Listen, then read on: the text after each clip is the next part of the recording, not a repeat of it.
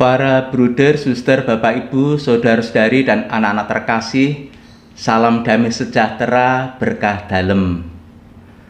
Dulu ada slogan dari salah satu iklan produk furniture yang bunyinya, "Kalau sudah duduk, lupa berdiri." Slogan iklan itu pernah booming karena seringkali digunakan untuk menyindir para wakil rakyat yang kalau sudah duduk di kursi legislatif kemudian lupa memperjuangkan aspirasi rakyatnya.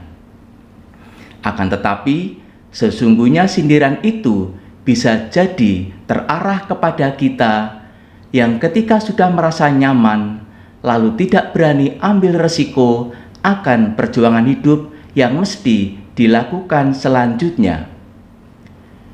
Injil Lukas kali ini mengisahkan Yesus yang membawa Petrus, Yohanes, dan Yakobus naik ke atas gunung untuk berdoa. Ketika Yesus sedang berdoa, wajah Yesus berubah dan pakaiannya menjadi putih berkilau-kilauan.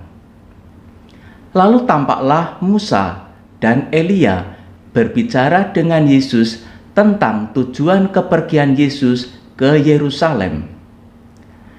Saat itu, para murid telah tertidur, dan ketika terbangun, mereka melihat Yesus dalam kemuliaannya, didampingi Musa dan Elia.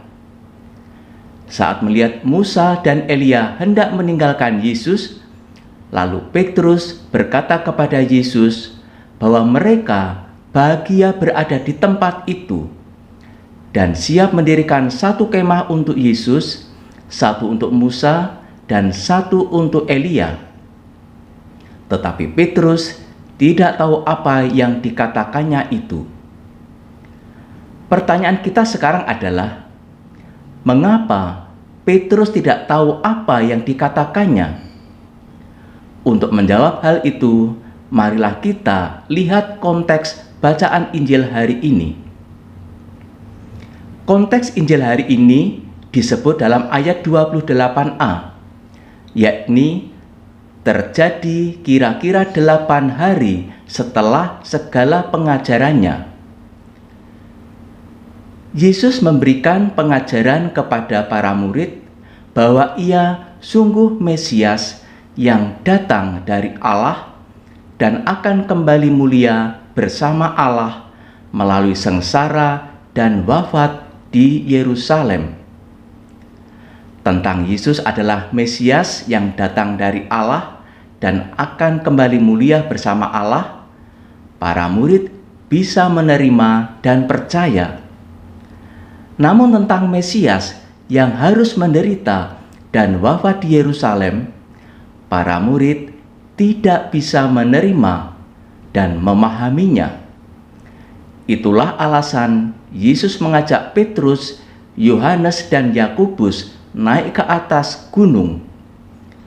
Yesus hendak meneguhkan para murid bahwa penderitaan dan kematiannya di Yerusalem harus digenapi untuk mendapatkan kemuliaan seperti yang telah dialami Musa dan Elia, sebagaimana yang mereka saksikan sendiri di atas gunung. Para bruder, suster, bapak, ibu, saudara-saudari, dan anak-anak terkasih, semoga di saat mendapatkan konsolasi atau kenyamanan dari Allah, kita tidak lupa diri bahwa di depan kita ada banyak hal yang mesti kita lakukan sebagai murid-murid Kristus. Sebaliknya, konsolasi atau kenyamanan dari Allah hendaknya justru menjadi peneguh bagi kita dalam melaksanakan tugas sebagai murid Kristus dengan segala resiko dan konsekuensinya. Sebab jalan inilah yang justru akan membawa kita pada kemuliaan. Semoga Allah memberkati kita, Bapa dan Putra dan Roh Kudus. Amin.